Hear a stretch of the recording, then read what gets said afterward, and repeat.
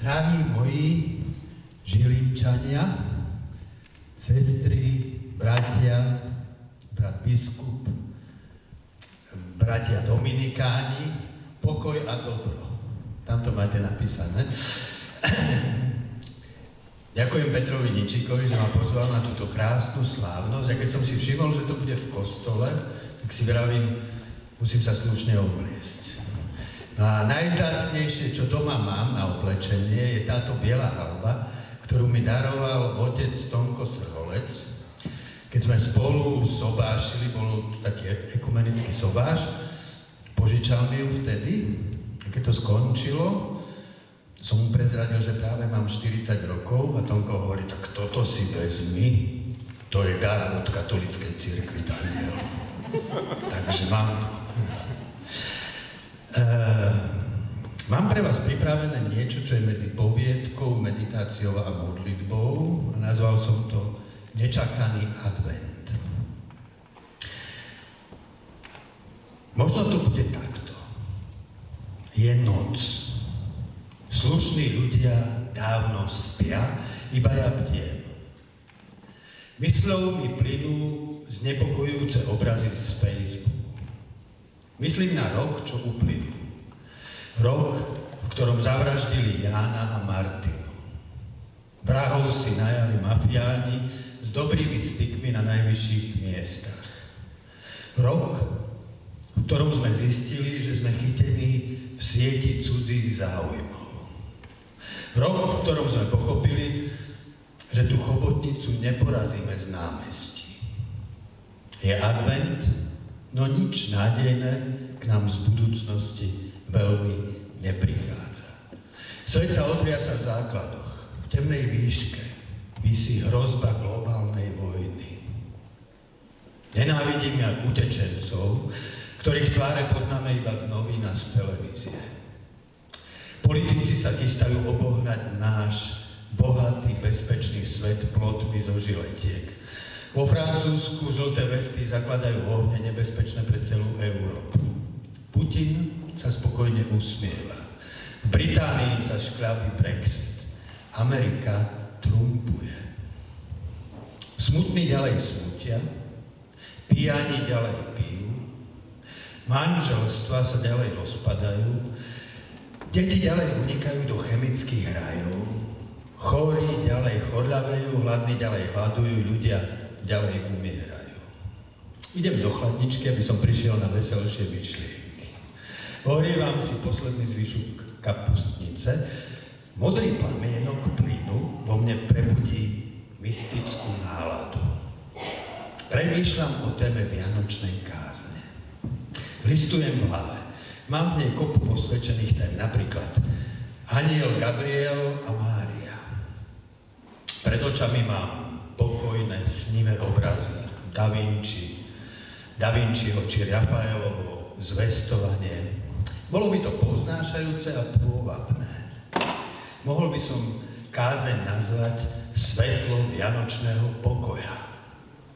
Originálny názov a potešil by. Čo si mi však nedá? Pokoja?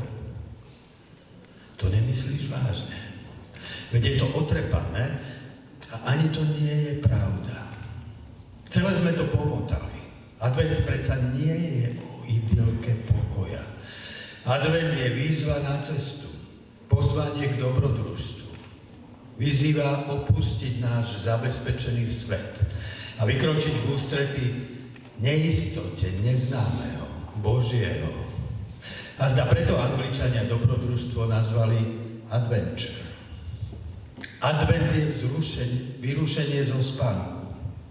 Pastieri vyrušení polnočnými anielmi. Perskí mágovia vyrušení hviezdou. Možno o nich, o tých bláznivých mudrcoch by som mal kázať. O ľuďoch nepokoja, o hľadačoch zmyslu bytia, ktorí opúšťajú bezpečie domova a vydávajú sa na cestu púšťou za neznámou hviezdou. Advent nepokoja. Tak by sa to mohlo volať. Nechám kapustnicu kapusnicu chladnúť na stole a ponáhľam sa k dverám. Je treba otvoriť dvere, zbehnúť po schodoch dolu k počítaču. Myšlienky je treba zaznačiť, kým sa nerozplynú. No skôr, ako sa dostanem k dverám, obklopí ma tma. Svetlo zhaslo. Vypadol prúd. Pozriem poistky, hovorím si.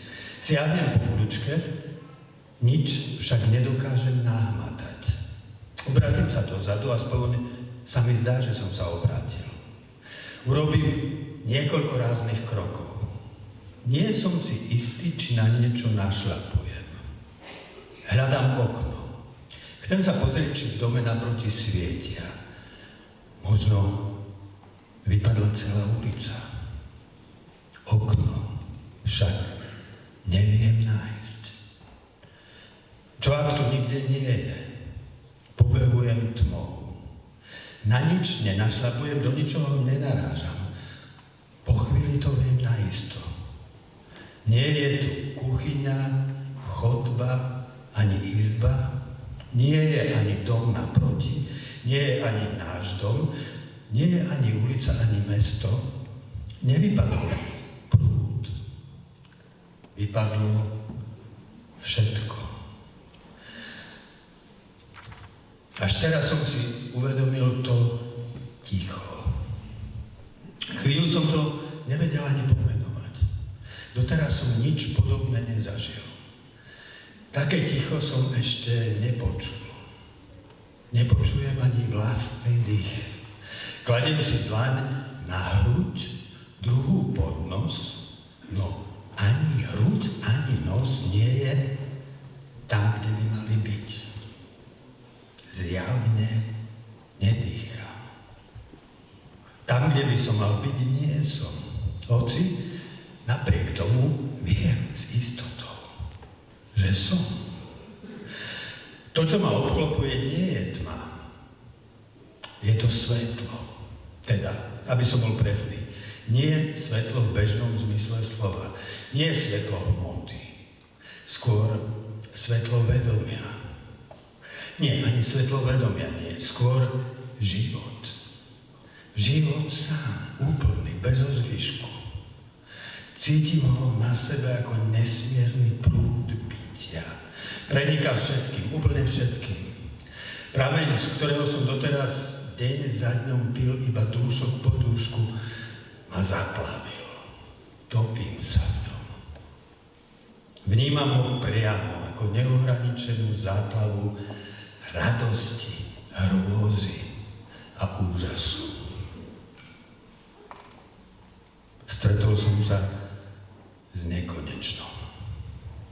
Odkryla sa mi skutočnosť. Hovorí, slovo za slovom hovorí čistú pravdu.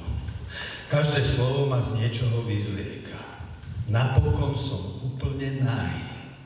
Obnážený pred pohľadom toho, ktorý vidí. Je predo mnou, je za mnou, je okolo mňa, je vo mne. Múr medzi tým, čo je vonku a tým, čo je vo vnútri, padol. Som neohraničený, bezbranný, vydaný na pospas pravde. Padli zo mňa všetky masky. Nič už nemôžem ukryť. Hlas. Ten hlas je akýsi známy. Môj vlastný hlas, spomienky, svedomie, hovorí veci, ktoré som chcel dávno povedať, no doteraz nikdy nebolo dosť ticha. Nemám hlas, aby som sa mu bránil, ani žiadnu myšlienku, ktorou by som sa hájil. A v tom to príde. V tom svetle totálnej prítomnosti zistím, že minulosť nikdy nepominula. Je tu. Všetko. Každá vec, ktorú som videl, cítil, myslel, chcel, Všetko, čo som vykonal, mysľou i telom. Takto som sa doposiaľ ešte nikdy nevidel. Celý, nerozdelený, sekvenciami času. Dieťa, mládenec, dospelý i starec v jedinej osobe. Čas sa rozplynul.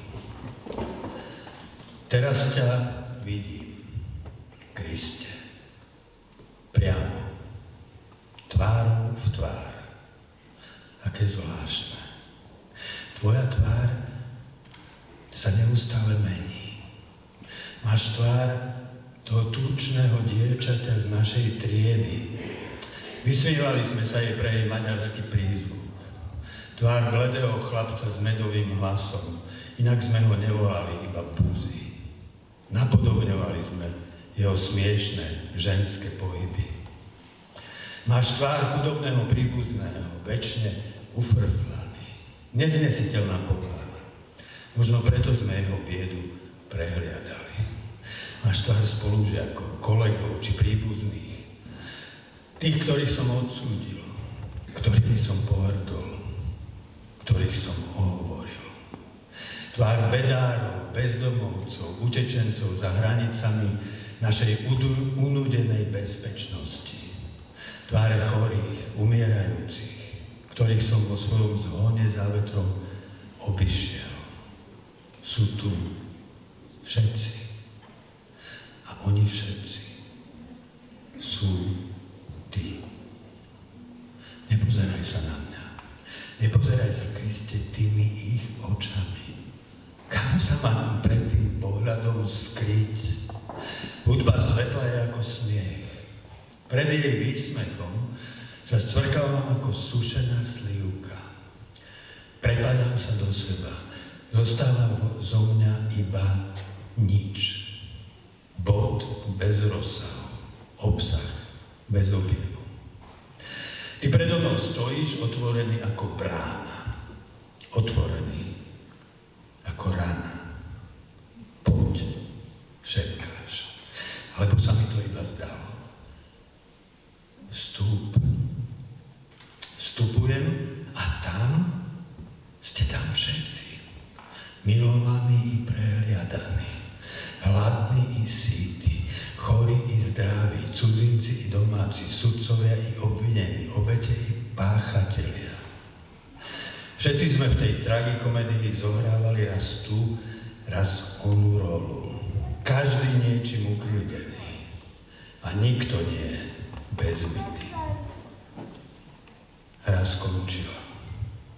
Rekvizity a masky sme odovzdali rekvizitárovi. Čas dozrel. Láska sa završila. Začala večnosť.